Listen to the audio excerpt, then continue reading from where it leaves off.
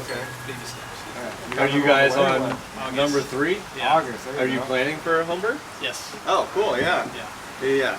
Did the same thing. 2 and then 1. Okay. We And can then straight to do the home birth. Yeah.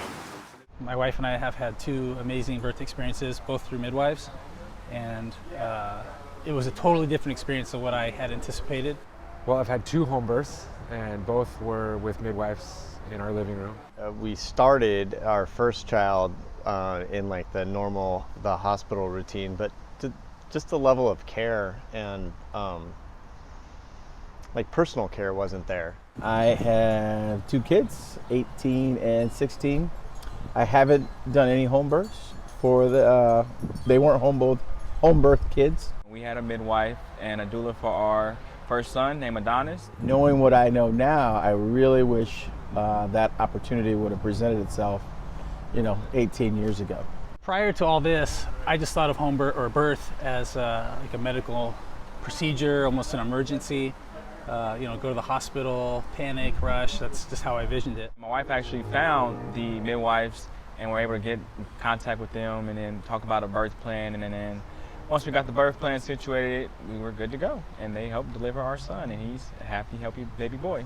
We switched over to midwives after that, based on a recommendation from one of my wife's high school friends who was studying to be a doula at the time. I'm really passionate about natural birth, and especially the education behind it. I think it's key to get more education out there.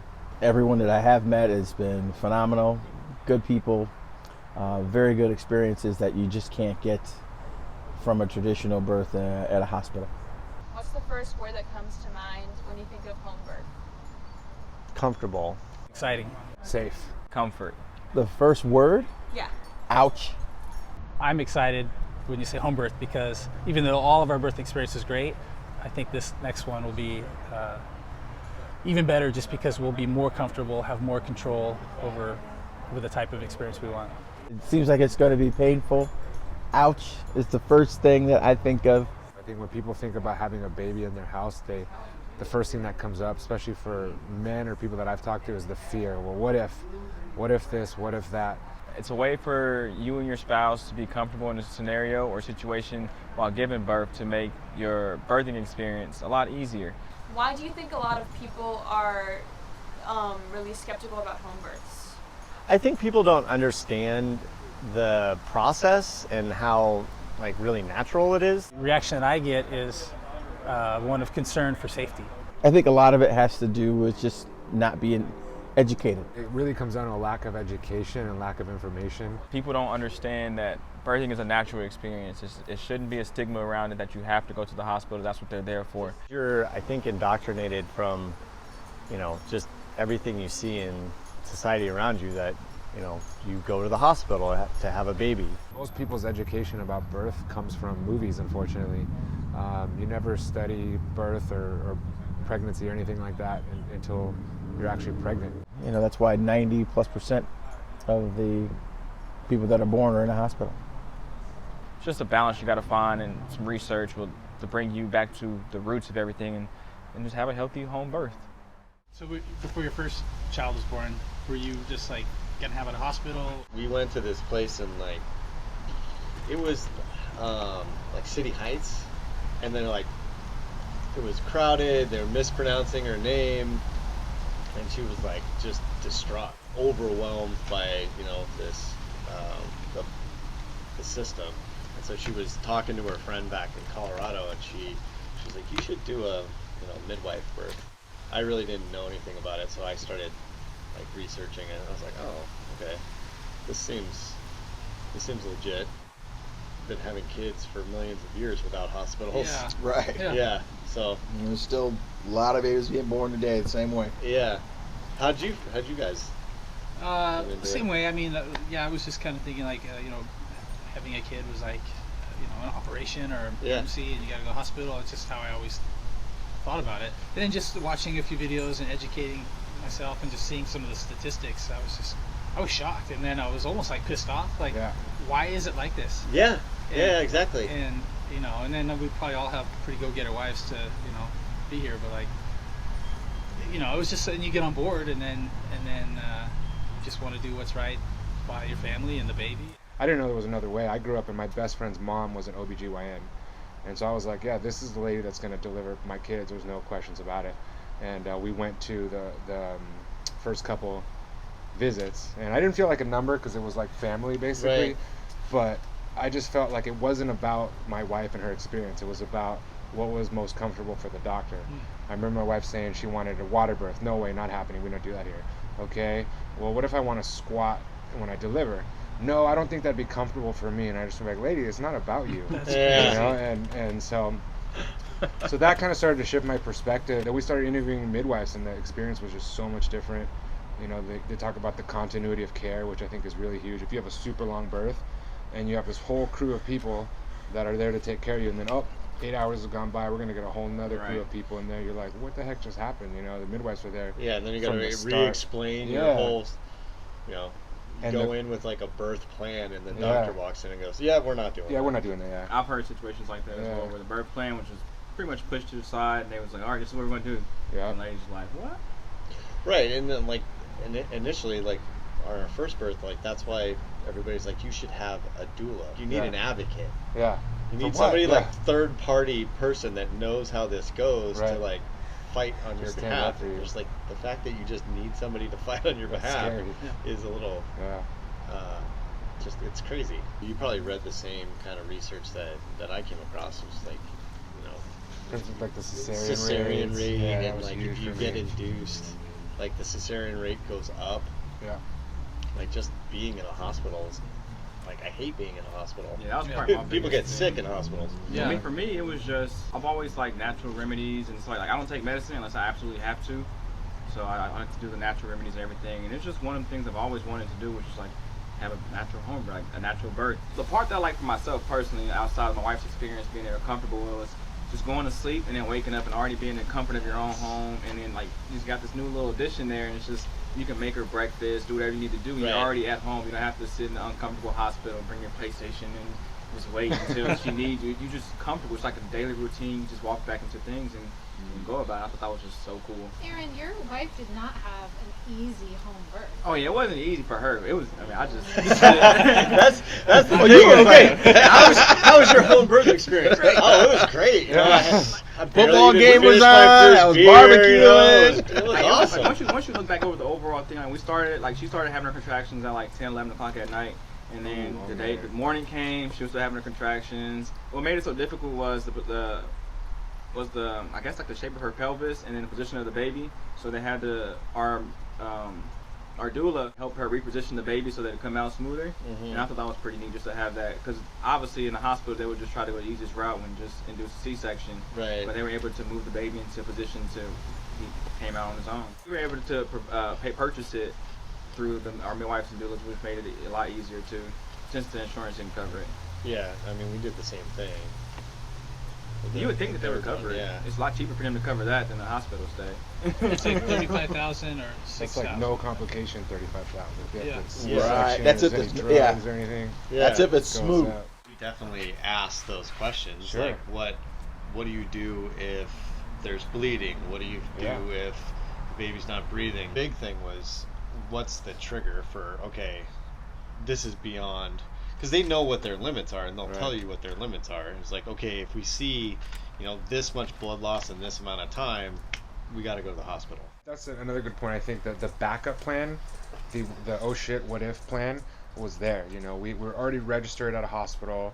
We knew exactly how long it would take. We knew exactly how long it would take if an ambulance was needed. Right. All like the contingencies were in place for if something went wrong. Shit went wrong at both of my births, but they handled it and it wasn't a problem. And I have a feeling had those things happened in a hospital setting, it would have been a much different outcome. They may have been pushing cesarean, they may have been pushing drugs, I don't know. Right, exactly. But it ended up happening, and it was all good. My kids are healthy. I don't understand from like a societal systemic point of view, like Right. why insurance companies wouldn't be pushing this, and it's got to have to do with it's pushback from doctors' the associations, medical lobbies or something. because That's true. if it's 90% of the time You would think the you're insurance having would push it. you're having Yeah. a complication-free birth versus I guess 30% of the time they're having cesareans, then I guess that tells you all you need to know. Oh, she's a trooper. She said that as far as her experience with the pain, she said it wasn't terrible, but it wasn't great either. Oh. And she said that it sucked for going through the actual process, but the end goal was worth it all. The end goal. And after she actually had the baby, everything was said done. She said she doesn't even remember the pain. That's what. Yeah. It's Oh like- wow! Yeah, she must not. Otherwise, everybody would just be an only child. She said she doesn't even remember the pain, and she would happily do it again because. In most scenarios, when you're going through something painful, you experience it, you deal with it as you deal with it. But then afterwards, you're either, I'm never doing that again, or that's something I can deal with. It wasn't terrible. It wasn't life-altering where I'm just like, no, never again. But she said she just really doesn't remember it afterwards. Knowing that you're in a safe environment, that you're surrounded by people who you trust, like I think that helps with pain. Yeah. Because if she's getting scared, it's going to hurt more, and then that pain is going to cause her to get more scared, and then it's just a cycle. And I think being like at home, comfortable, it's surrounded by people that and there's not bright lights, and I've never had a hospital birth, but a lot of my friends have, and you're not nearly as involved as a father in a hospital. You're like an observer. You just stand back and watch. Yeah. My wife got a mimosa the first time. My wife was like, "What does she drink?" And I'm like, "You're asking me this right now? Like, what's going on?" And she's like, "Yeah, she needs to relax. In the hospital, they might give her something to calm her down. Make her a drink." I was like, "All right, cool." So we made her mimosa, and that was it. I took a nap, I think, and about an hour later, it was like go time. Our assistant midwife made her a Cosmo. There you go.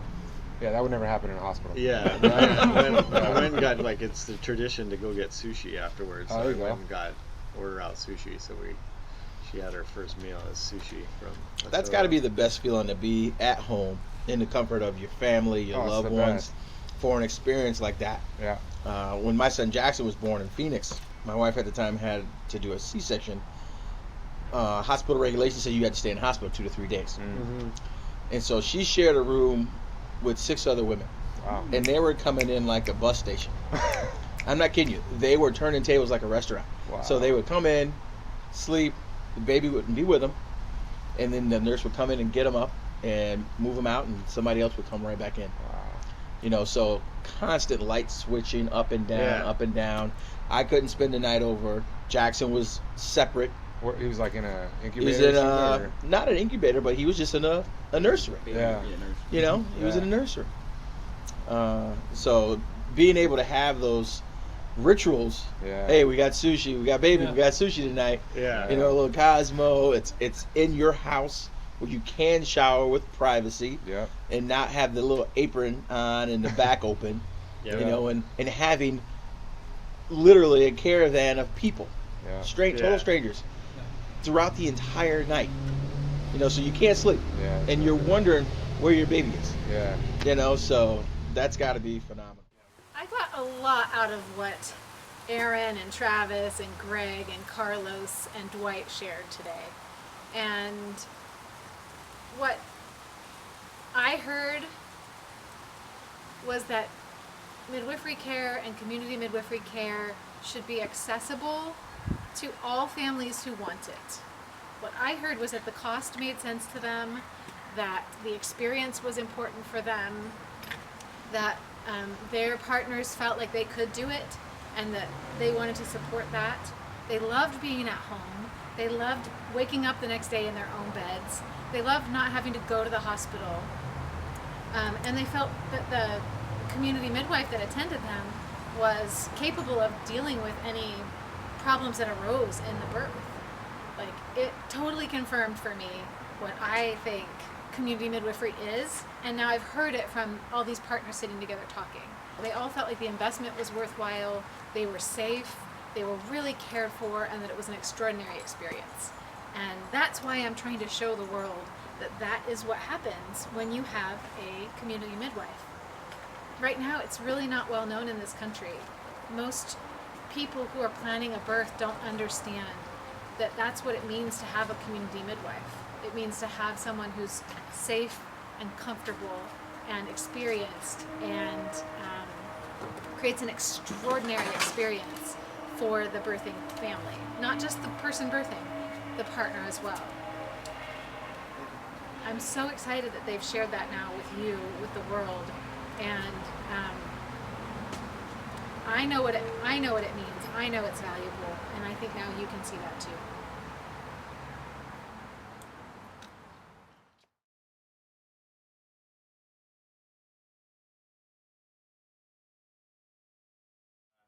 Katie's the best.